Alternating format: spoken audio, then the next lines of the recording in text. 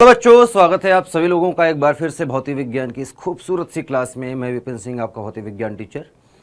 तो आइए स्टार्ट करते हैं एक नया सेशन, एक नया दौर, एक नया अध्याय स्टार्ट करते हैं। आज का चैप्टर है किरण प्रकाशिकी एवं प्रकाशिक यंत्र। आपके कक्षा 12वीं के भौतिक विज्ञान का सबसे महत्वपूर्ण यह चैप्टर है। अपने आप में सबसे बड़ा चैप्टर भी है। हालांकि आपके बोर्ड में 30% सिलेबस जो कटा है उसमें से इस चैप्टर में से कुछ न कुछ सिलेबस भी कटा है। वो मैं आपको बता दूंगा कि क्या है। और वहाँ पर ऐसा नहीं है कि मैं उसको एकदम छोड़ दूंगा, उसके बारे में इतना डिटेल में नहीं पढ़ाऊंगा। ठीक है, थोड़ा सा ज्ञान होना चाहिए आपको, क्योंकि आगे अगर आप नीट या जेईई की तैयारी करते हैं तो वहाँ पर तो सिलेबस नहीं कम हुआ है, तो वहाँ तो आपको पूरा ही पढ़ना पड़ेगा। इसलिए मैं चीज़ों से अवगत करा दूंगा। ठीक है, इतना ज़्यादा उसमें टाइम नहीं लूँगा, लेकिन आपको पता होना चाहिए कि आपके सिलेबस में ये भी है जो कि हट गया है। ठीक है, तो आप जानते रहेंगे कुल मिला के। तो लेक्चर नंबर 1 है, पहला दिन है, स्टार्ट करते हैं। आज की लेक्चर बहुत बेसिक से स्टार्ट करूंगा। आज आपको थोड़ा सा कक्षा 10वीं में जो आपने चैप्टर पढ़ा था प्रकाश, परावर्तन और अपवर्तन, कक्षा 10वीं की एनसीईआरटी की बात मैं कर रहा हूँ, कक्षा 10वीं की पढ़ाई की बात कर रहा हूँ। तो वहाँ पर जो विज्ञान है, विज्ञान के अंदर चैप्टर आता था प्रकाश, परावर्तन और अपवर्तन। उस चैप्टर का बहुत सारा हिस्सा इस चैप्टर में यहाँ पर कक्षा 12वीं में है, खास करके प्रकाश के परावर्तन वाला हिस्सा। तो आइए जानते हैं क्या है, कैसा है। लेक्चर नंबर 1 है, आज से स्टार्ट हो रहा है और धीरे धीरे हम आगे बढ़ते रहेंगे। ठीक है, तो बहुत प्यार से, बहुत आराम से आइए पहले ये जानते हैं कि क्या पढ़ेंगे आज हम। तो आज का एजेंडा क्या है, आज हम सीखेंगे क्या। तो सबसे पहले बेसिक चीज़ बताऊंगा जो कि आपने पहले पढ़ रखी है, जैसे कि मैंने पहले बताया, वो है प्रकाश का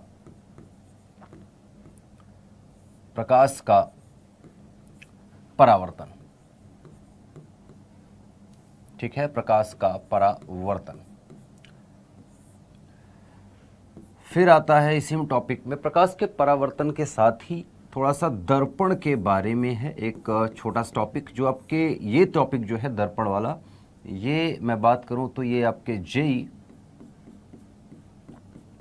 एंड नीट जैसे एग्जाम के लिए इंपॉर्टेंट है। ठीक है, इसमें काफ़ी कुछ है पढ़ने का। जब नई जेईई और नीट की तैयारी आप करेंगे या आप उस तरह की तैयारी करना चाहते हैं, तो आप अगर क्लासेस में आएंगे मेरी जेईई वाली क्लास में या नीट वाली क्लास में, तो आप पाएंगे कि इसी चैप्टर को पढ़ने का तरीका बदल जाएगा। और भी टॉपिक ऐसे होंगे जो आपको सीखने पड़ते हैं, फिर बहुत डिटेल में इसको हमें पढ़ना होगा। फिलहाल क्योंकि आप 12th की तैयारी कर रहे हैं तो मैं बोर्ड के नज़रिए से ही पढ़ाऊँगा, तो इतना डिटेल में नहीं पढ़ाऊँगा, बट आपको टॉपिक में अवगत कराता चलूँगा कि कौन सा टॉपिक नीट के लिए इंपॉर्टेंट है, जेईई के लिए इंपॉर्टेंट है। तो आप थोड़ा सा उन टॉपिक को, अगर आप तैयारी कर रहे हैं जेईई और नीट की, या करना चाहते हैं या करने वाले हैं, तो इन टॉपिक पर ध्यान जरूर देना, जिन टॉपिक को मैं बताऊंगा कि ये इंपॉर्टेंट है और इस पर प्रश्न जेईई और नीट जैसे एग्जाम में भी आते हैं। फिलहाल अगर आपका माइंडसेट बोर्ड के लिए ही है तो बोर्ड के लिए भी मैं पढ़ा ही रहा हूँ। ठीक है, चलिए आइए तो दर्पण के बारे में थोड़ा सा जानेंगे। इसके बाद मैं बात करूँ तो हम प्रकाश के अपवर्तन की तरफ बढ़ जाएंगे, लेकिन कुछ इम्पॉर्टेंट चीज़ है आज, जैसे कि प्रतिबिंब निर्माण क्या और कैसे होता है, किस तरह के प्रतिबिंब होते हैं। तो प्रतिबिंब के बारे में जानेंगे हम, प्रतिबिंब तथा इनका निर्माण।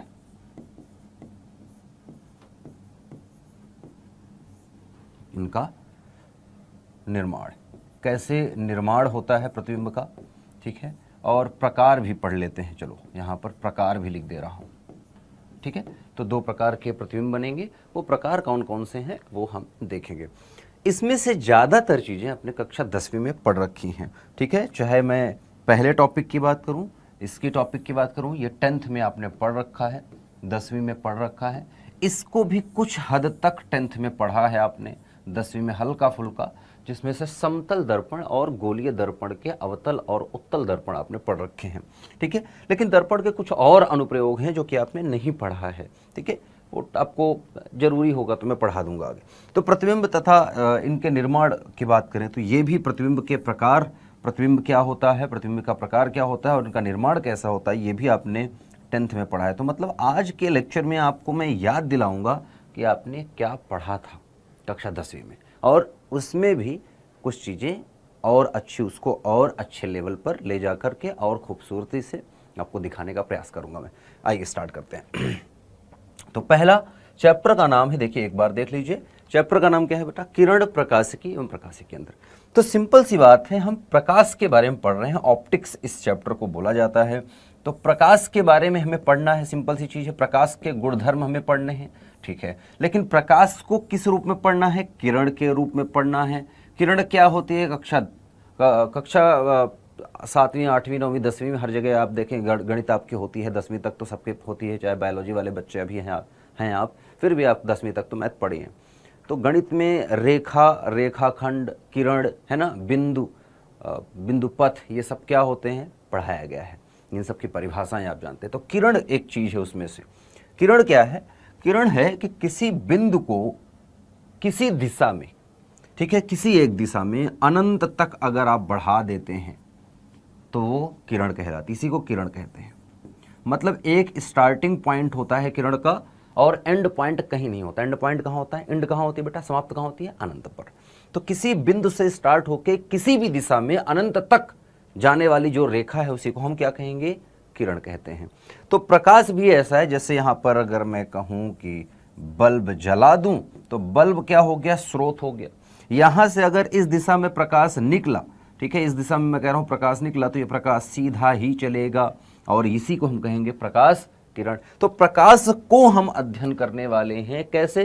किरण के रूप में। ये चैप्टर के नाम में ही छिपा है ये राज, ठीक है।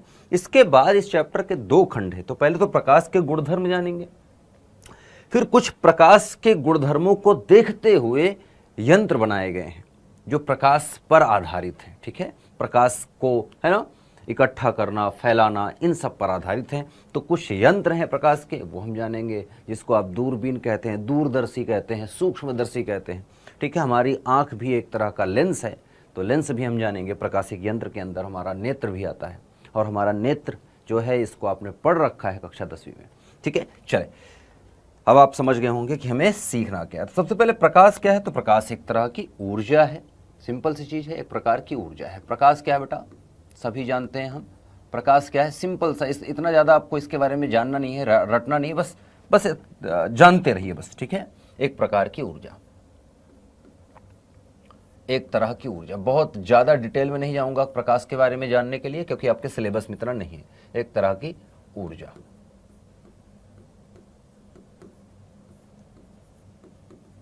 ठीक है, सिंपल सा। अच्छा, प्रकाश हो गया। अब प्रकाश का परावर्तन जान लेते हैं, क्या है? पढ़ रखा है आपने, प्रकाश का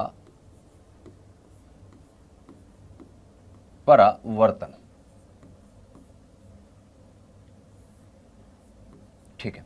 तो प्रकाश का परावर्तन क्या है? आप सब ने पढ़ा है कि भैया ये नियम भी याद है सबको, कोण आई बराबर कोण आर तो सब रटे ही हैं, मुझे जहाँ तक याद है और पता है, मैं जहाँ तक उम्मीद कर सकता हूँ। तो एक दर्पण है या एक सतह है, इस सतह को बोलते हैं बेटा, चलो सतह को बताएंगे, चलो मैं लिख ही देता हूँ। ये जो सतह है ये है परावर्तक सतह, ठीक है।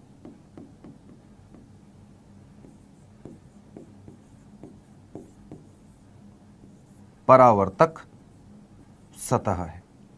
परावर्तक सतह मतलब नाम से समझ में आ रहा है, जो चीज़ों को परावर्तित कर रही है। किसको परावर्तित कर रही है? प्रकाश पढ़ रहे हैं तो प्रकाश को परावर्तित करेगी। अब प्रकाश को हमने कहा कि किरण के रूप में पढ़ेंगे, ठीक है। तो आइए एक किरण मान लेते हैं कि प्रकाश किरण कुछ इस प्रकार से कहीं से आई, ऐसे मान लो कि यहाँ पर प्रकाश की किरण जो है ये यहाँ पर इस प्रकार से आ रही है, ठीक है। ये प्रकाश की किरण इस प्रकार से आई, इसको एक कलर में बढ़िया कर लेते हैं, पीली कर देते हैं, ठीक है। तो प्रकाश एक किरण है और इस प्रकार से आई, यहाँ गिरी, यहाँ पर जब टकराई प्रकाश, ठीक है, किस बिंदु पे टकरा रही है बेटा? इस बिंदु पे टकरा रही है, यहाँ पर टकराई प्रकाश। टकराते ही, क्योंकि किरण है, ठीक है, और प्रकाश एक नियम को फॉलो करेगा, तो परावर्तन जो है उसके नियम है कुछ। तो जब प्रकाश किसी सतह पर टकराती है तो उस बिंदु को हम क्या कहेंगे? आपतन बिंदु, क्योंकि आके प्रकाश यहाँ पर गिरी है तो आपतन बिंदु, आने वाली किरण जहाँ पर टकरा रही है उसको आपतन बिंदु कहेंगे। अच्छा, और जो किरण आ रही है इसको हम कहते हैं आपतित किरण। कौन सी किरण? आपतित किरण। तो आपतित किरण जिस बिंदु पे टकराती है ये बिंदु क्या कहलाएगा बेटा? आपतन बिंदु, ठीक है। अच्छा, आपतन बिंदु पर सतह के लंबवत एक काल्पनिक रेखा खींचते हैं। एक क्या खींचते हैं बेटा? काल्पनिक रेखा, जो कहां से जाती है? आपतन बिंदु से जाएगी, परंतु सतह के लंबवत रहेगी, मतलब सतह के साथ 90 डिग्री का कोण बनाएगी। क्या ये व्हाइट वाली लाइन से इसका एंगल 90 डिग्री है? बिल्कुल है, आप देख सकते हैं 90 डिग्री एंगल है। अच्छा, अब नियम ये कहता है कि जो प्रकाश किरण है जिस कोण पे आई है ना, उसी कोण पर परावर्तित हो जाएगी। ये उसी कोण पर परावर्तित होगी जिस कोण पर ये आई है। ठीक है, तो जिस कोण पर ये आई थी उसी कोण पर ये दूर चली जाएगी। तो जिस कोण पे आई थी, टकराई है, उसी कोण पर दूर चली जाएगी। लेकिन किसके साथ कोण लेंगे? कोण लेंगे बेटा, कोण लेंगे हम आपतित किरण और अभिलंब के बीच में। इसको कहेंगे कोण आई और इसको कहेंगे कोण आर। ठीक है, ये है हमारा, ये जो लाइन डाली है, मान लो इसको नाम दे देते हैं एन डैश, और ये है अभिलंब। ये क्या है? अभिलंब। लंब का मतलब आप समझ गए, 90 डिग्री का कोण बनाने वाली रेखा किसके साथ? परावर्तक सतह के साथ, जिस बिंदु पर टकराया हुआ है प्रकाश आके। ठीक है, प्रकाश किरण जिस पर गिरी है। आपतित किरण ये थी, ये जो किरण बाहर जा रही है ये कौन सी किरण हो जाएगी बेटा? ये हो जाएगी परावर्तित किरण। किरण किसका है? प्रकाश का है। समझ में आ रहा होगा, आपतित प्रकाश किरण और परावर्तित प्रकाश किरण। ये हो गया अभिलंब, ये हो गया आपतन कोण, और बाहर वाला जो जाने वाली किरण है और अभिलंब के बीच जो कोण बना है वो क्या है? परावर्तन कोण। तो यहां पर नियम ये कहता है, इसका नियम है, ठीक है, नियम क्या कह रहा है बेटा? नियम कहता है कि जो आपतन कोण है, आपतन कोण आई जो है, ये बराबर होता है परावर्तन कोण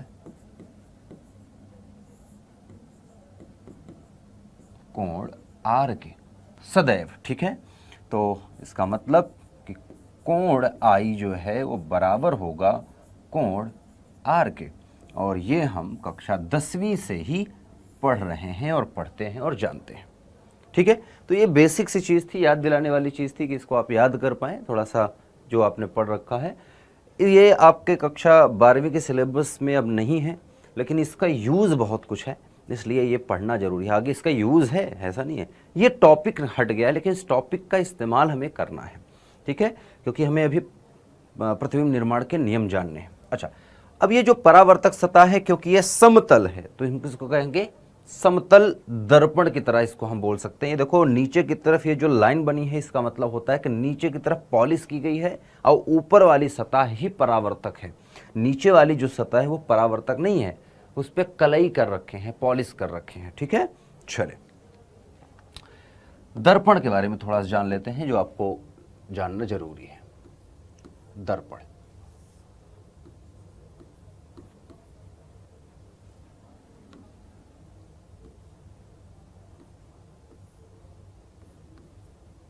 ठीक है, तो दर्पण कितने प्रकार के हैं? वैसे तो दर्पण के प्रकार की बात करें तो दर्पण क्या है? पहला आप जानते हैं समतल दर्पण,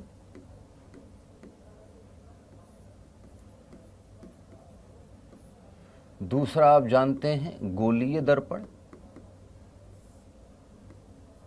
मैं इनके बारे में ज़्यादा पढ़ाऊंगा नहीं, ठीक है। वैसे अब नई वाली एनसीईआरटी से ये हट भी गया है, सिलेबस से भी हटा है, और एनसीईआरटी जो नई छपी है इस साल आप देखेंगे तो इस चैप्टर के अंदर आपको दर्पण वगैरह के बारे में नहीं पढ़ाया गया है, क्योंकि 10वीं में पहले ही पढ़ा देते हैं। ठीक है, चलिए, तो समतल दर्पण ही है, लेकिन गोलीय दर्पण दो प्रकार का हो जाता है। नंबर ए, ये हो जाता है अवतल दर्पण,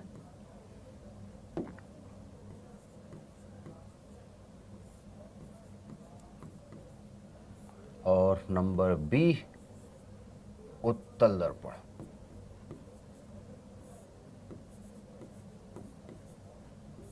ठीक है, तो अवतल दर्पण और उत्तल दर्पण। समतल दर्पण क्या है बेटा? समतल दर्पण सिंपल सी बात है। समतल दर्पण की बात करें तो समतल दर्पण को आप देख सकते हैं कैसा दिखेगा। समतल दर्पण कुछ इस प्रकार का, समतल सीधी सतह खींचनी है आपकी। समतल दर्पण जिसको आप आईना बोलते हैं, जो आप घर में जिसके सामने सजते संवरते हैं, लड़कियां क्रीम पाउडर लगाती हैं। पाउडर तो वैसे आजकल की लड़कियां कम लगा रही हैं, फाउंडेशन ज़्यादा लगा रही हैं अगर मैं गलत नहीं हूँ तो ये एक दर्पण हो गया। दर्पण को हम जनरली एम और एम डैश से, क्योंकि इंग्लिश में मिरर बोलते हैं तो एम एम डैश से आप देखेंगे दिखाया जाता है। तो ये समतल दर्पण हो गया। इस तरफ हो गया परावर्तक सतह, इस तरफ पीछे की तरफ हो गया बेटा क्या, पीछे की तरफ क्या हो गया, पॉलिश। ठीक है, ठीक है। अच्छा, यहाँ पर अब अवतल दर्पण की बात करें तो अवतल दर्पण क्या है। अव का मतलब देखो अवतल, देखो एक है उत्तल, उत्तल का मतलब उठा हुआ तल, जो तल है जो सतह है वो उठा हुआ है, जो परावर्तक सतह है। यहाँ पर समतल है, परावर्तक सतह क्या है, सीधी है, समतल है। ये उत्तल है, उत्तल का मतलब जो उठा हुआ सतह होगा वही चमकदार है या परावर्तक है। तो उत्तल और अवतल क्या होगा, अवतल, ठीक है, जो झुका हुआ तल है, ठीक है, वो आपका परावर्तक हो जाएगा। तो अगर मैं बात करूं तो यहाँ पर जैसे एक दर्पण मैं बनाऊं और अगर इसके मैं बाहर पॉलिश कर दूं, ये दर्पण है हमारा एम डैश। इस दर्पण को देखो तो ये बाहर की सतह क्या होगी, पॉलिश, अंदर की सतह होगी परावर्तक। ठीक है, अब क्योंकि ये घूमा हुआ है, अगर इसको बनाए तो एक गोला बनेगा, तो किसका कहीं ना कहीं केंद्र होना चाहिए, बिल्कुल। तो इस केंद्र को क्या बोलते हैं, आप सब ने पढ़ रखा है, इस केंद्र को बोलते हैं, मान लो इसका केंद्र यहाँ कहीं आएगा, इस केंद्र को सी से दिखाते हैं। सी को बोलते हैं वक्रता केंद्र। क्या बोलते हैं बेटा, ये क्या हो जाएगा, वक्रता केंद्र। यहाँ से यहाँ तक की दूरी जो है वो आर कहलाती है, त्रिज्या कहला। केंद्र से सतह तक की दूरी क्या होती है, त्रिज्या। ये जो बिंदु है, इस बिंदु को ध्रुव बोलते हैं, इसको पी से दर्शाते हैं। ये जो रेखा है इसको मुख्य अक्ष बोलते हैं, इस रेखा को क्या बोलते हैं बेटा, मुख्य अक्ष, प्रिंसिपल एक्सिस, मुख्य अक्ष। ठीक है, अच्छा, ये चीजें दर्पण के साथ साथ अभी हम लेंस पढ़ेंगे, उनमें भी यही काम आएगा। ठीक है, इसके साथ साथ जो सी और पी है, ध्रुव और वक्रता केंद्र के बीचों बीच एक बिंदु होता है जिसको हम बोलते हैं फोकस बिंदु, और फोकस बिंदु तक की दूरी जो होती है उसको हम स्मॉल एफ से दर्शाते हैं। कहीं वस्तु रखेंगे तो उसको स्मॉल यू से दर्शाएंगे, जहां प्रतिबिंब बनेंगे तो प्रतिबिंब तक की दूरी को हम स्मॉल वी से दर्शाते हैं। ठीक है, और दर्पण का सूत्र भी एक होता है, दर्पण सूत्र भी लिखूंगा मैं। तो मुख्य अक्ष हो गया, सीपीएफ वगैरह क्या है आप सब जानते हैं। इसी प्रकार से अब देखो ये क्या है, झुका हुआ तल इसका जो है परावर्तक है, इसलिए ये हो गया अवतल दर्पण। अब उत्तल दर्पण की बात करें तो उत्तल दर्पण फटाफट से बना लेते हैं। ठीक है, उत्तल दर्पण को यहां बना दूं मैं। ठीक है,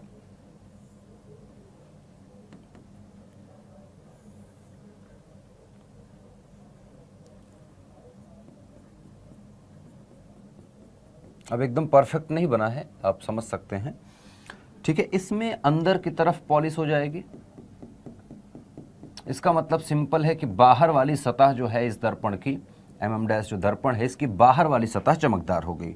तो ये बन चुका है उत्तल दर्पण। ठीक है, अच्छा, यहाँ पर भी चीजें हैं। ये मुख्य अक्ष जहाँ जिस बिंदु से जाती है उसको हम कहते हैं ध्रुव, तो वो पी हो जाएगा। ये मुख्य अक्ष, ये भी है मुख्य अक्ष। ठीक है, अच्छा, यहाँ पे इसका भी कोई ना कोई केंद्र होगा, तो केंद्र जो होगा उसको हम सी बोलेंगे। केंद्र और ध्रुव के बीच की दो जो बिंदु होगा उसको हम एफ बोलते हैं, फोकस बोलते हैं या मुख्य फोकस बोलते हैं। यहाँ तक की दूरी को हम स्मॉल एफ बोलेंगे, यहाँ तक की दूरी को हम आर बोलेंगे। ये जो दूरी, इसको ऐसा कर लेते हैं, एफ को ऊपर लिखते हैं, यहाँ तक की दूरी को हम स्मॉल एफ लिखेंगे और यहाँ तक की दूरी को हम कैपिटल आर लिखते हैं। ठीक है, दोनों में अंतर क्या है थोड़ा समझ लेते हैं। तो देखो, जो दूरी मापी जाती है ना वो ध्रुव से मापी जाती है हरदम। ठीक है, ध्रुव से लेफ्ट की तरफ से चलेंगे, इसको आप ऐसा समझिए, ये अक्ष है। आप एक्स वाई जेड तो सभी जानते हैं ना, ये थोड़ा जरूरी है जानना। ये होता है एक्स, ये होता है माइनस एक्स, ये होता है वाई, ये होता है माइनस वाई। सभी बच्चे इतना जानते, इतनी गणित तो पढ़ रखे हैं। अब इस पॉइंट को आप समझें कि ये पॉइंट जो है, जो मूल बिंदु है, यहीं पर ध्रुव है, ये पी पॉइंट है। तो पी पॉइंट से इधर मैं चलूंगा तो मतलब माइनस एक्स की तरफ चल रहा हूं, तो इधर की तरफ जो दूरियां होंगी वो क्या मान पी जाएंगे बेटा, नेगेटिव। ठीक है, इधर से अगर मैं उधर की तरफ जाऊंगा तो एक्स की दिशा में जा रहा हूं, तो इधर की तरफ अगर जाते हुए दूरी मापूंगा तो क्या है, पॉजिटिव। मतलब इस तरफ ध्रुव के इधर में जाऊंगा तो दूरी क्या होगी, पॉजिटिव। ठीक है, ध्रुव के इधर आऊंगा तो क्योंकि नेगेटिव की तरफ चल रहा हूं तो दूरी क्या होगी, नेगेटिव। ऊपर की तरफ जाऊंगा तो y क्या है, पॉजिटिव। तो ऊपर की तरफ दूरी मापूंगा तो क्या है, पॉजिटिव। नीचे की तरफ दूरी मापूंगा तो क्या है, नेगेटिव। चाहे इधर मापो चाहे इधर मापो, एक ही बात है। सेम चीज यहाँ पर ध्रुव, ठीक है, ध्रुव कहाँ है, बीचों बीच। इस तरफ की दूरी मापूंगा तो क्या है बेटा, ये दिशा पॉजिटिव। इस तरफ की दूरियां मापूंगा तो दिशा क्या है बेटा, नेगेटिव। ऊपर की तरफ दूरी मापूंगा तो क्या है, पॉजिटिव। नीचे की तरफ दूरी मापूंगा तो क्या है, नेगेटिव। तो इसका मतलब आप यहां एक चीज समझ गए हैं कि जो ध्रुव है, ध्रुव से सभी दूरियां मापी जाती है। तो ध्रुव से जब इधर की तरफ हम चल के एफ को मापेंगे, फोकस दूरी को, तो फोकस दूरी क्या आएगी, नेगेटिव। पी से सी तक की दूरी मापेंगे, आर है, आर क्या आएगा, नेगेटिव। इसमें देखिए इसका ध्रुव और केंद्र उधर है, ठीक है, मतलब ध्रुव से केंद्र और फोकस उधर है, और उधर की तरफ दूरी क्या है, पॉजिटिव। उधर की तरफ दूरी क्या है, पॉजिटिव। इसका मतलब आप समझ गए कि जो उत्तल दर्पण होता है उसका फोकस पॉजिटिव होता है, फोकस दूरी, और अवतल दर्पण की फोकस दूरी नेगेटिव होती है। समझ गए ना। रिलेशन भी आपने पढ़ रखा है, एक दो रिलेशन एक्चुअली पढ़ रखा है आपने। दर्पण सूत्र अगर मैं यहां लिखूं, दर्पण सूत्र, ये बस याद कराने का एक तरीका है कि आप थोड़ा सा याद कर लें। दर्पण सूत्र, अच्छा दर्पण सूत्र क्या है, 1/f इक्वल होता है बेटा 1/v प्लस 1/u के। ये दोनों दर्पणों के लिए, तीनों दर्पणों के लिए सत्य है, चाहे वो समतल दर्पण हो, चाहे अवतल हो, चाहे उत्तल हो, ठीक है। अच्छा, इसके साथ साथ एक और फॉर्मूला है, f और r में रिलेशन है। आप जानते हैं r जो है बराबर है 2f के, या इसी को आप लिख सकते हैं जो f होता है वो बराबर होता है r/2 के। आप देख सकते हैं r का आधा जो है वही f है, तो r का आधा वही f है, ठीक है, क्योंकि ये बीचों बीच पॉइंट है। r के आधे पर फोकस दूरी जो है वो p और c के बीचों बीच आती है, ठीक है। ये याद रखिए, किसी भी दर्पण, इस दर्पण की बात करें चाहे इस दर्पण की बात करें, इस दर्पण की बात करें तो इसके लिए फोकस जो है f वो होता है अनंत। क्योंकि सीधा है बेटा, r का मान है ही नहीं, त्रिज्या ही नहीं है, तो त्रिज्या का मान अगर यहाँ r का मान 0 रख देंगे तो 0 में 2 का भाग देंगे, क्या आएगा, अनंत। तो f का मान क्या हो गया, अनंत। किसके लिए, समतल दर्पण के लिए। सब चीजें साफ साफ हैं, आप सब जानते हैं, ठीक है। तो एक बेसिक सी जानकारी वही है जो आपने पढ़ रखी थी कक्षा 10वीं में, वही याद कराने का बस थोड़ा सा कोशिश था मेरा, ठीक है, कि आप याद कर पाए उन चीज़ों को जो आप भूल गए थे, ठीक है। तो थोड़ा सा पढ़ा लिखा सा लग रहा है कि पढ़ा हुआ है, जानते हैं, ठीक है। अब आगे चलते हैं तो दर्पण के बारे में। अच्छा, दर्पण के बारे में एक और फॉर्मूला आपने पढ़ रखा है जो कि है आवर्धन का। m बराबर आप पढ़ते हैं -v/u, और ये होता है I/O के, या फिर आप H'/H के भी पढ़ते हैं। तो ये फॉर्मूला भी आपने पढ़ रखा है। इसका यूज़ इतना है नहीं आपको, क्योंकि आपके कक्षा 12वीं में ये सिलेबस से हट गया है, लेकिन नीट में और जेई में आगे आएगा काम। अच्छा, अब हमें समतल दर्पण के बारे में थोड़ा सा कुछ जानना है जो आपके नीट के लिए और जेई के लिए इंपॉर्टेंट है, ठीक है। समतल दर्पण,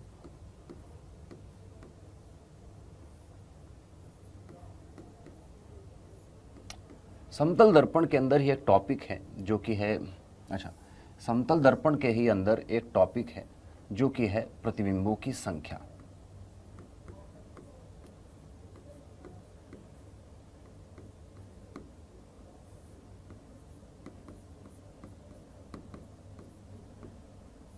ठीक है, जो प्रतिबिंबों की संख्या है वो क्या है और कैसे निकालते हैं, आइए समझने का प्रयास करते हैं,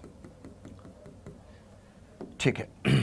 तो सब प्रतिबिंब की संख्या एक दर्पण में तो एक ही बनेगी, हम दो दर्पण लेंगे, ठीक है। चलिए मान लेते हैं कि एक दर्पण हमारा ये है, और कोई दर्पण और है जो कि कुछ ऐसा रखा है, ठीक है। ये दोनों दर्पण जुड़े हुए हैं। ये दर्पण नंबर 1 कह लेता हूं इसको मैं, इसको दर्पण नंबर 2 कह लेता हूं। दो दर्पण हो गए मेरे पास, ठीक है। दोनों इस तरह से कुछ कोण पर झुके हुए हैं। इस कोण को मैं बोल देता हूं, ये चलो भैया ये थीटा कोण पर झुके हैं। किस कोण पर, थीटा, थीटा कोण पर झुके, ठीक है। दोनों के बीच का झुकाव कोण क्या है, थीटा। इसको थोड़ा सा मैं एक तरफ कर लेता हूं, ठीक है, ये है। अच्छा, अब यहां पर नियम ये है, जैसे मैं कहूं कि कोई वस्तु यहां रख दूं मैं,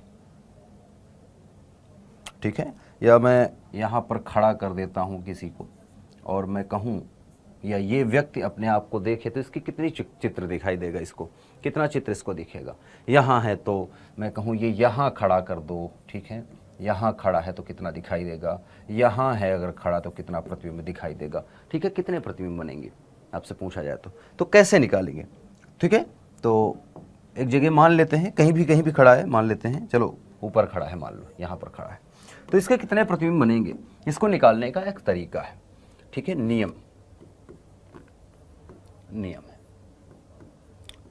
नियम यह है कि एक फॉर्मूला है, m बराबर जो है वो होता है 360/थीटा। ये करना है सबसे पहले आपको, प्रतिबिंबों की संख्या निकालनी है तो m बराबर 360/थीटा करिए, भाग दीजिए। अब अगर m का मान, ठीक है, यदि m की वैल्यू, पहला चीज है कि यदि m जो है, m का मान सम आए या सम है, ठीक है,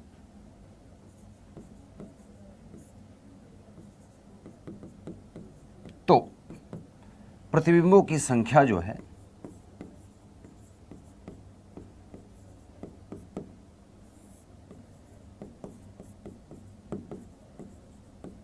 संख्या जो होगी वो हो जाएगी n बराबर नंबर मतलब संख्या, वो हो जाएगी m-1, ठीक है, ये फॉर्मूला बन गया।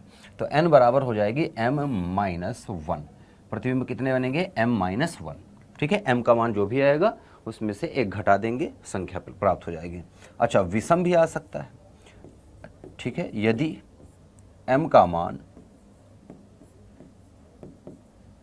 विषम आए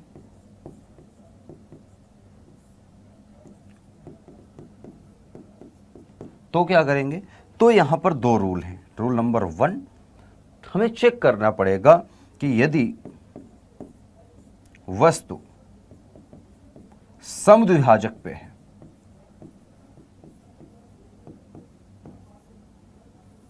समद्विभाजक पर है,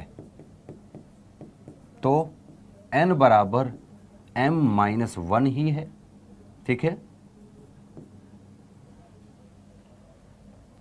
या है तो को हटा ही दो, क्या मतलब है, ठीक है, n बराबर m-1, जो प्रतिबिंबों की संख्या होगी वो वही रहेगी, ठीक है।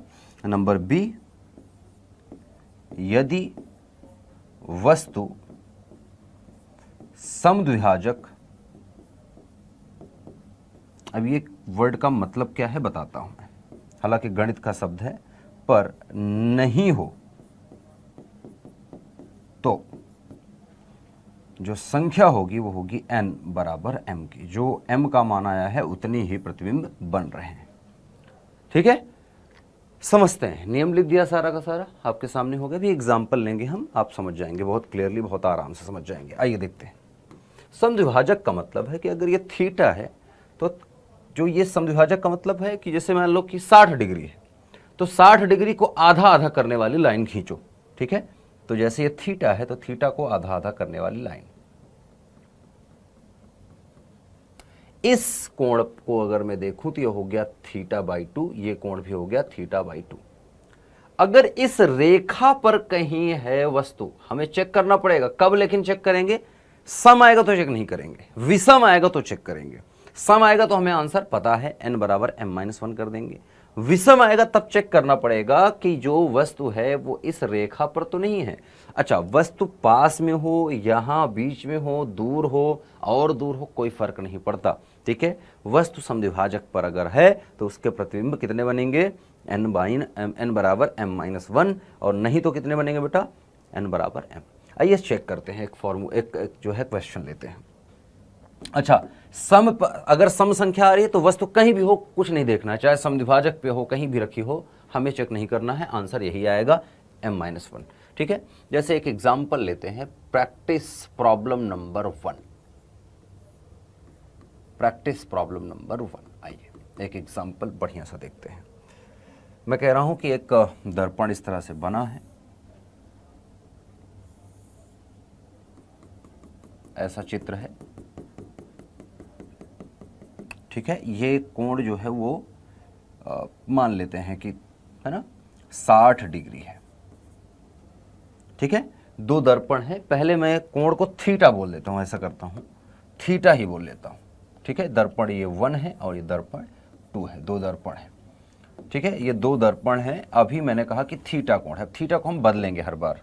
चलिए मैं कह रहा हूं पहली चीज कि यदि थीटा को मैं कहूं कि चलो ये 72 डिग्री है, मतलब दोनों के बीच का झुकाव अगर 72 डिग्री है, तो क्या आएगा? तो हम m को चेक करेंगे, m बराबर 360 बटे थीटा, मतलब हम करेंगे 360 बटे 72, भाग दीजिए, 5 बार भाग जाएगा शायद, चेक करिए, 500 तक 35 है ना, जैसे 5 दूनी 10 का 0, 500 तक 35 एक 36, तो 5 बार भाग गया, मतलब आया 5। और 5 क्या है बेटा? विषम संख्या है। क्या है? विषम है, अर्थात m जो है वो विषम आ गया। m विषम आया तो अब हमें चेक करना पड़ेगा कि वस्तु रखी क्या है। अगर वस्तु जो है समद्विभाजक पर है, इस स्थिति में जैसे मैं कहूं कि अगर ऐसे बना होता, ठीक है, ये मान लो समद्विभाजक है, वस्तु कहीं यहां होती, ठीक है, यहां पर वस्तु है, तो हम आंसर क्या लिख देते? ठीक है, आंसर क्या आ जाता? तो आंसर आ जाता फिर n बराबर हम निकालते हैं, ठीक है। आंसर नंबर ए अगर मैं निकालूं तो n बराबर क्या निकालते हैं? समद्विभाजक पर नहीं है तो आंसर क्या है बेटा? n बराबर, देखो यहां पर देखा, समद्विभाजक पर नहीं है तो n बराबर m, n बराबर क्या कर देंगे बेटा? n बराबर m बराबर कितना हो जाएगा? 5 प्रतिबिंब। कितने बनेंगे? लेकिन अगर ये समद्विभाजक पर हो, जैसे मैं मान लूं कि वस्तु 1 है ये, और वस्तु 2 मैं ले लूं यहां पर कहीं, चलो ये वस्तु नंबर 2 में ले लूं, और वस्तु 2 अगर मैं कहूं कि वस्तु को यहां पर अगर रखा है, समद्विभाजक पर रखा है, तो दूसरी वस्तु के लिए अगर देखेंगे तो n बराबर क्या है? m-1, मतलब 4 प्रतिबिंब ही बनेंगे, 4 प्रतिबिंब बनेंगे, सिंपल सी चीज, ठीक है। अच्छा, एक तो विषम संख्या वाला आ गया एग्जाम्पल, चलिए एक सम संख्या वाला एग्जाम्पल लेते हैं। अब मैं कह रहा हूं दूसरा प्रश्न कि यदि कोण इस प्रकार से हो, यदि थीटा बराबर मैं कहूं 60 डिग्री है, तो बताइए क्या होगा? अगर थीटा बराबर 60 डिग्री है तो आप देखेंगे m का मान सबसे पहले, m बराबर 360 बटे थीटा, मतलब 60, 0 0, 6 36, 6 बार में कटेगा, मतलब m की वैल्यू आई 6, और 6 क्या है बेटा? सम संख्या है। झुकाव कोण हमने माना अगर थीटा दोनों दर्पणों के बीच, तो आया आंसर कितना? 6। तो m अगर सम आ गया तो प्रतिबिंब जो होगा वो कितना आ जाएगा बेटा? अतः हम कहेंगे n बराबर जो होगा वो हो जाएगा m-1, मतलब 5 प्रतिबिंब, ठीक है। तो प्रतिबिंबों की संख्या आप देख सकते हैं कितने बनेगी? 5 बनेगी। तो इस प्रकार से आप समझ गए हैं कि आपको किस प्रकार के प्रश्न पूछे जाते हैं या सिलेबस में किस प्रकार की चीज़ें हैं आपके। अब ये चीज़ें ज़रूरी हैं लेकिन सिलेबस से काट दी गई हैं। ये जो टॉपिक अभी मैंने पढ़ाया आपको, ये याद रखिएगा कि ये बहुत ही इम्पॉर्टेंट टॉपिक है, बहुत ही तो नहीं बोलूँगा लेकिन इम्पॉर्टेंट टॉपिक है, जेई एंड नीट जैसे एग्ज़ाम के लिए इम्पॉर्टेंट है। तो मैं थोड़ा थोड़ा आपको जेई और नीट के लिए भी बताता रहूँगा। आपकी 2 तरह की तैयारियां होती रहेंगी, थोड़ा सा आप एग्ज़ाम के बारे में, एग्ज़ाम के रूप रंग के बारे में और जान जाएंगे आप। बोर्ड का तो पढ़ा ही रहा हूं मैं, लेकिन आपको टॉपिक से अवगत कराता रहूँगा कि कौन सा टॉपिक कहाँ इंपॉर्टेंट है, ठीक है। तो आपको थोड़ा पता रहेगा सब्जेक्ट का, अपने आपके सब्जेक्ट का पता रहेगा, सिर्फ बोर्ड लेवल तक का नहीं, बोर्ड के आगे का भी आपको पता रहेगा कि ये जो चीज़ है ना, ये नीट लेवल तक की है, ये कितनी इंपॉर्टेंट टॉपिक है या कौन सा टॉपिक इंपॉर्टेंट है, ठीक है। वो आप जानते रहेंगे, ठीक है ना। चलें, ठीक है। तो 2 क्वेश्चन कर लिया है मैंने, एक क्वेश्चन इसी का मैं आपको होमवर्क दे रहा हूँ, ठीक है। थोड़ा सा इसमें आप परेशान होंगे इस प्रश्न में, लेकिन अच्छी बात है कि परेशान हो, जब कि परेशान नहीं होंगे तो मज़ा आएगा नहीं, सीखोगे नहीं। परेशान होना ज़रूरी है कि थोड़ा सा आप भटकें, थोड़ा सा आप पता करें चीज़ों को, ठीक है, प्रैक्टिस करें। तो 2 दर्पण है इस प्रकार से, ठीक है, दर्पण नंबर 1, दर्पण नंबर ये 2 है, ठीक है। और इनके बीच का जो झुकाव कोण है वो दे रखा है आपको यहाँ पर, वो दे रखा है 45 डिग्री। ठीक है, वस्तु जो रखी है, ठीक है, वस्तु जो है यहाँ पर बेटा, उसको हम इसके समद्विभाजक पर ही मान लेते हैं, कहीं पर मान लेते हैं कि समद्विभाजक लाइन है, और मैं कह रहा हूं कि वस्तु रखी है यहाँ कहीं समद्विभाजक पर। ठीक है, पहली वस्तु आपको माननी है समद्विभाजक पे है, इसके लिए निकालना है। दूसरी वस्तु समद्विभाजक पर नहीं है, इसके लिए निकालना है, जबकि झुकाव दोनों बार 45 ही है। ठीक है, झुकाव नहीं बदल रहा है, कोण थीटा ही है, थीटा बराबर 45 है, लेकिन वस्तु एक बार समद्विभाजक पे है, एक बार समद्विभाजक से बाहर है। दोनों वस्तुओं के लिए आपको निकालना है प्रतिबिंबों की संख्या। ठीक है, ज्ञात करो, क्या ज्ञात करना है बेटा, ज्ञात करो प्रतिबिंबों की संख्या।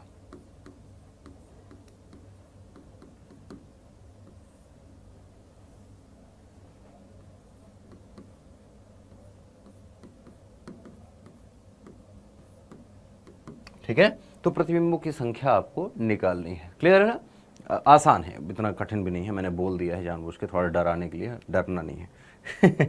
ठीक है, अच्छा, कुछ बच्चे सोच रहे होंगे थोड़ा बोरिंग सा पढ़ा रहे हैं सर, है ना, चीख नहीं रहे हैं, चिल्ला नहीं रहे हैं, ऐसे गले नहीं फाड़ रहे हैं, बहुत सारे ऐसे हाथ नहीं चला रहे हैं, है ना, शायरी नहीं बोल रहे हैं, गाना नहीं गा रहे हैं, तो बेटा वो नहीं होगा।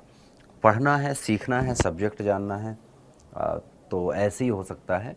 आदत बिगड़ गई है आजकल के बच्चों की कि जो क्लास में गाना गाते हैं, जो चिल्लाते हैं, चीखते हैं और मोटिवेशन के लाइन बोल देते हैं, इधर उधर की शायरी बोल देते हैं, कविताएं पढ़ देते हैं, ये सब में आपका कुछ नहीं है सक्सेस। बस आप व्यूज़ दे देते हो उनको, आप भर जाते हो कहीं पर जाके, व्यूज़ बस दे देते हो, सीखते नहीं आप, सच मायने में नहीं सीखते आप। कोई भी टॉपिक इस तरह का, कोई भी टीचर है जो इस तरह की चीज़ें करता है, आप उससे एक लेक्चर नहीं, एक पूरा चैप्टर पढ़ लीजिए। मैं आपसे 2 से 3 प्रश्न पूछूंगा और आप एक का भी आंसर सही से नहीं कर पाएंगे, मुझे इतनी गारंटी है, उम्मीद है। नहीं पढ़ाते टीचर, दिखावा है सब। और वो टॉपिक तो कोई टीचर पढ़ाता ही नहीं जो बहुत इम्पॉर्टेंट है बच्चों के लिए, या थोड़ा लेंदी है, थोड़ा कठिन है समझाना, या जो कि थोड़ा सा बोरिंग सा है, मैं बोल दूं, जिसमें थोड़ी गणित है, तो वो टॉपिक छोड़ देते हैं टीचर। जानते हो क्यों? आप लोगों के रवैये पर। क्योंकि जैसे ही कोई टीचर कोशिश भी करता है आप लोगों की मदद करने की, वो टॉपिक पढ़ाने की, आप लोग फट से निकल जाते हो, तो व्यूज़ गिर जाता है। अब जब व्यूज़ गिर गया तो क्या करेगा टीचर? टीचर वही पढ़ाएगा जिसमें आप भर भर के आओ, है ना। जैसे बायोलॉजी की बात करूं तो इंटरनेट पे आप देखिए बायोलॉजी का चैप्टर कौन सा स्टार्ट होता है सबसे ज़्यादा, और सबसे पूरे साल पढ़ाई होती है। जब भी व्यूज़ कम होने लगते हैं तो बायोलॉजी वाले टीचर एक ऐसा चैप्टर है, 1 या 2 चैप्टर ऐसे हैं जो बार बार सूद देते हैं, बच्चों के सामने लाते हैं, पढ़ाना स्टार्ट करते हैं। रिप्रोडक्टिव सिस्टम, है ना, तो मादा जनन तंत्र और नर जनन तंत्र के बारे में आपको पढ़ाया जाए, पूरे साल पढ़ते हो, मज़ा आता है ना। तो मत करो, थोड़ा सा समझदार बनो यार, है ना, चीज़ें सीखो। अगर सच में कुछ सीखना है, काबिल बनना है, भौतिक विज्ञान आए आपको ऐसा चाहिए, तो फिर एक भी लेक्चर मिस मत करना। और जो मैं होमवर्क दूं, जो मैं प्रैक्टिस के लिए बोलूं, जो मैं कहूं कि पढ़ के आना, वो पढ़ के आओ। ब्लाइंडली ट्रस्ट करो इस चीज़ पर, तभी जाके कुछ होगा। अदरवाइज जैसा चल रहा था वैसा तो चलता ही रहेगा। नेक्स्ट टॉपिक की तरफ चलते हैं, प्रतिबिंबों का निर्माण देखते हैं।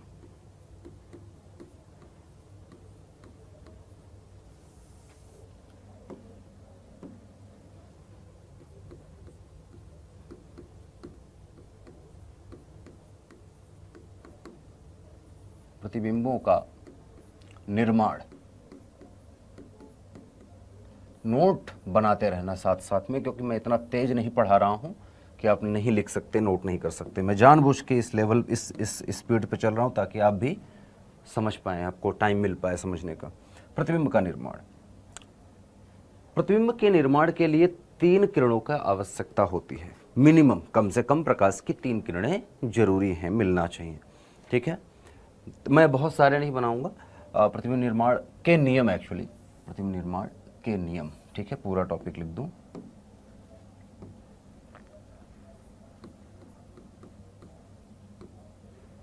तो प्रतिबिंब निर्माण के क्या नियम हैं ये हम थोड़ा जानना चाहेंगे।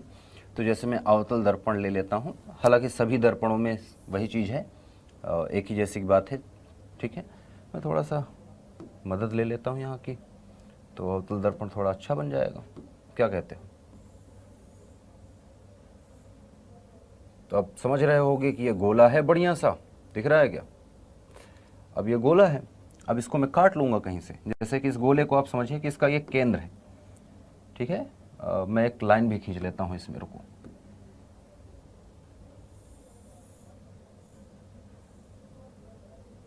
ठीक है, ये लाइन आपको दिख रही है बढ़िया प्यारी सी।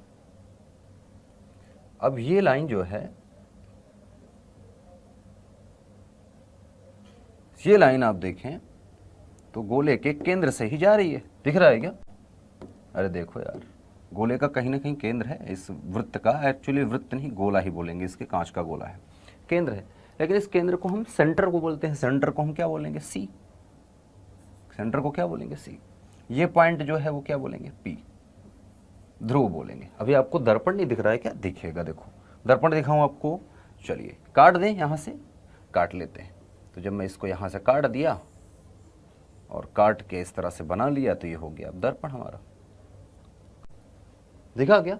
तो दो बिल्कुल सिंपल सी चीज़ है, गोला है और गोले को काट लेते हैं, तो देखो केंद्र है उसका, पहले से केंद्र था, केंद्र है।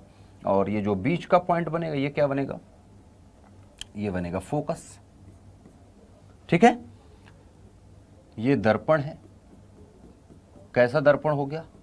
अवतल दर्पण हो गया, अंदर की तरफ झुका हुआ है और वही सतह चमकदार है, झुकी हुई सतह, ठीक है। बाकी सारी चीज समझ में आ रही है। मुख्य अक्ष है, ठीक है। ये क्या है? लाइन क्या है? मुख्य अक्ष। ये लाइन क्या है? मुख्य अक्ष,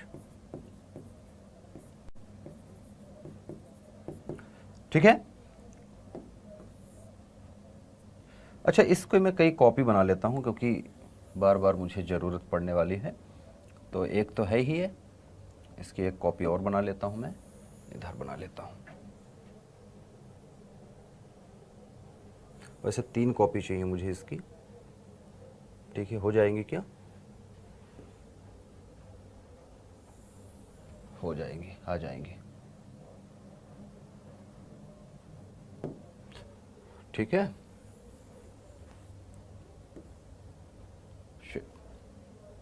ऐसे नहीं,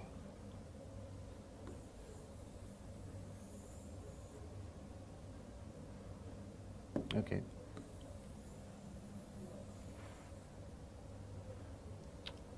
ओके, ये सारा का सारा सेलेक्ट हो रहा है। थोड़ी सी दिक्कत हो रही है मुझे अब, ये कैसे हटाया जाए? अच्छा, तो इसको मैं यहाँ से हटा सकता हूँ कि ऐसा कर लूँ? ठीक है, क्लोन नहीं बनाना है जी, रुकिएगा बेटा। अगेन परेशानी,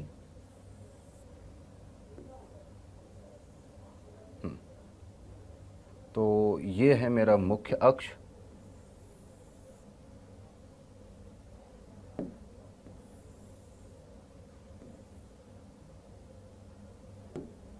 ठीक है। अब सही है। वैसे अगर बात करें तो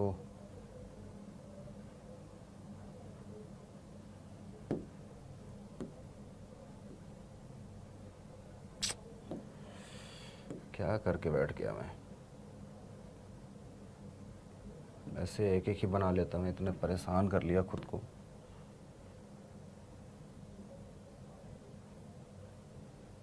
है ना? क्या कहते हो बच्चों? सही बात है ना?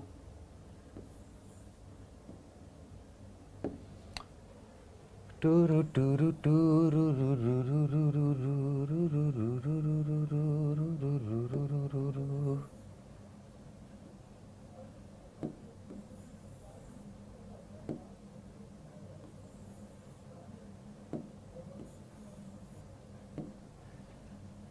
ओके, तो ये नहीं मानेगा। काफ़ी टाइम लगा दिया मैंने इस पर, कोई बात नहीं, बनाते हैं इसको। ये लिख गया, ठीक है। तो हमारे पास 3 चित्र बन चुके हैं। 3 चित्र बनाने का रीज़न क्या था मैं बता देता हूँ आपको। 3 नियम हैं प्रतिबिंब निर्माण के। इधर को हम अनंत बोलते हैं, ठीक है, मतलब ये पॉइंट है, ये एफ है, ये सी है, इसके आगे कुछ है नहीं तो हम अनंत मानते हैं। तो जब भी अनंत से प्रकाश आता है, ध्यान से समझना, जब भी प्रकाश अनंत से आए और अनंत से प्रकाश आएगा जो वो सीधा आया, किसके सीधा आ रहा है बेटा? मुख्य अक्ष के। हमारे पास मुख्य अक्ष है। अगर प्रकाश मुख्य अक्ष के समांतर आ रही है, मुख्य अक्ष के समांतर आ रही है, तो मुख्य अक्ष के समांतर आने वाली प्रकाश किरण टकराने के बाद कहाँ से गुजरती है बेटा? एक बिंदु से गुजरेगी। उसी बिंदु को क्या कहेंगे? दर्पण का फोकस कहते हैं। क्यों?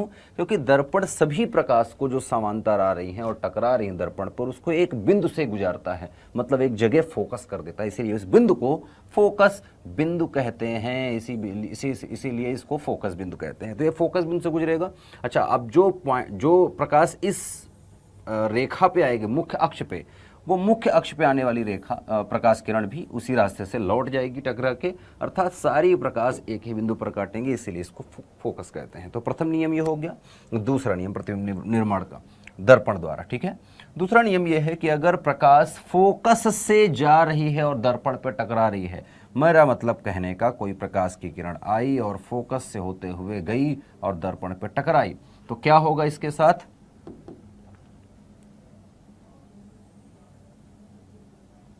ऐसे गई है और फोकस से जाते हुए दर्पण पर टकराती है, तो टकराने के बाद ये मुख्य अक्ष के समांतर हो जाएगी और अनंत को चली जाएगी, ठीक है। अगर कोई प्रकाश इधर से आ रही है, ऐसे टकरा रही है, ठीक है, फोकस से आते हुए इधर टकराई, तो ये भी अनंत को हो जाएगी और सीधा चला जाएगी मुख्य अक्ष के समांतर होके। तो मतलब पहले वाले का ही उल्टा है, ठीक है। पहले वाले में देखो तो प्रकाश मुख्य अक्ष के समांतर आई, टकरा के कहाँ पे गई बेटा? फोकस पे हो गई। फिर ये फोकस से अगर हम भेजते हैं तो टकरा के समांतर हो जाएगी, ठीक है, सिंपल है। तीसरा है कि अगर कोई प्रकाश की किरण वक्रता केंद्र से गुजरती है, कहाँ से गुजरती है बेटा? वक्रता केंद्र से गुजरती है, तो दर्पण पे जो टकराएगी प्रकाश, दर्पण पर टकराने के बाद ये इसी रास्ते लौट जाएगी, ठीक है, जिस रास्ते पे आई है उसी रास्ते पे लौट जाएगी। अब चाहे वो, अब क्योंकि अब देखो पहला नियम यहाँ पर, तीसरा नियम जो है यहाँ पर पहले से मैंने बता रखा है, वक्रता केंद्र से ये देखो आई प्रकाश ये वाली और टकराई कहाँ? ध्रुव पर, ठीक है, जो कि दर्पण ही है, और टकरा के फिर सीधा ही लौट गई। तो हमने थोड़ा सा इस बार कोण पे दिखा दिया, इस पे नहीं दिखाया, उस पर भी तो आ रही है ना, कहीं भी आ जाए। सी से होके जाने वाली प्रकाश की किरण जो दर्पण पे टकराएगी, परावर्तन के पश्चात उसी रास्ते पे लौट आएगी। क्यों? क्योंकि केंद्र से हम जानते हैं दर्पण तक की दूरी क्या है बेटा? त्रिज्या, और त्रिज्या को हम यहाँ वक्रता त्रिज्या बोलते हैं। और हम जानते हैं कि केंद्र से जो सतह पर लाइन खींची जाती है वो सतह पर क्या होती है? लंब होती है। तो किसी भी पॉइंट पर अगर आप स्पर्श रेखा खींचें तो ये आप पाएंगे कि लंब है। कहाँ? किसके लिए बेटा? केंद्र से देखें तो सतह पे जो रेखा खींची जाती है वो उस बिंदु पर लंब होती है, 90 डिग्री होती है। और परावर्तन का नियम हम जानते हैं कि आपतित किरण और परावर्तित किरण के बीच का जो कोण है, मतलब आपतन कोण और परावर्तन कोण हमेशा बराबर होने चाहिए, और हर जगह आप देखेंगे कि बराबर है। 0 डिग्री पर टकराए 0 डिग्री पे आ गई, सतह के साथ 90 डिग्री है, लेकिन आपतित किरण और अभिलंब के बीच का कोण अगर देखेंगे तो 0 डिग्री है, परावर्तित किरण और अभिलंब के बीच का कोण आप देखेंगे तो 0 डिग्री है। ठीक है, कैसे 0 डिग्री है? जैसे ये सतह है, मान लेते हैं, समतल सतह बना लेते हैं। यहाँ पर मैं कह दूं कि 90 डिग्री पर प्रकाश आया, ठीक है, 90 डिग्री पर प्रकाश डाल दिया सतह के साथ, ये सतह है। तो अभिलंब, हमने कहा था कि जहाँ पर प्रकाश टकराती है वहीं पर अभिलंब खींचा जाता है। चलिए अभिलंब खींचिए, अभिलंब में खींचूंगा तो अभिलंब कहाँ आएगा? इस सतह के साथ, इसी पे आएगा। अभिलंब और आने वाली रेखा क्योंकि एक दूसरे के ऊपर ही हैं, तो दोनों के बीच, अभिलंब और आने वाली रेखा के बीच का कोण कितना है? थीटा बराबर 0 डिग्री। सतह के साथ 90 डिग्री है, लेकिन अभिलंब और आपतित किरण के बीच का कोण कितना है? 0 डिग्री। कितना है? 0 डिग्री। ठीक है, तो जो प्रकाश लौटेगी वो भी 0 डिग्री पे ही लौटना चाहिए। तो जब प्रकाश लौटेगी वो ऊपर की तरफ लौटेगी यहाँ से टकराने के बाद, और वो भी कोण कितना बनाएगी बेटा? थीटा बराबर 0 डिग्री। किसके साथ? अभिलंब के साथ। तो आपतित किरण, परावर्तित किरण जो है वो दोनों सेम रेखा में है, और सतह के साथ अगर देखें 90 डिग्री है, अभिलंब के साथ कोण देखें 0 डिग्री है। ठीक है। तो इस स्थिति में आप पा रहे हैं कि कोण आई जो है वो बराबर कोण आर है और दोनों बराबर कितना है 0 डिग्री के। क्लियर है मेरी बात। ये 3 नियम है प्रतिबिंब निर्माण के दर्पण द्वारा। ऐसा ही उत्तल दर्पण के साथ भी होता है जैसा हमने अवतल दर्पण के साथ यहाँ पर देखा। ठीक है, तो मैं समझ रहा हूँ कि आपको समझ में आ रही हैं चीज़ें धीरे धीरे, और 50 मिनट की बात हो गई है लगभग। तो आज के लिए बस इतना ही रखते हैं। नेक्स्ट लेक्चर में मिलूँगा तो आपको प्रकाश के परावर्तन के बाद अब अपवर्तन आएगा तो अपवर्तन सीखेंगे, बहुत इंपॉर्टेंट है, ज़रूर जुड़ना। फिर मिलेंगे, तब तक के लिए अपना ध्यान रखें। ऐसे ही पढ़ते रहना, मुस्कुराते रहना और सीखते रहना। भौतिक विज्ञान विपिन सिंह के साथ। चलिए, बाय बाय।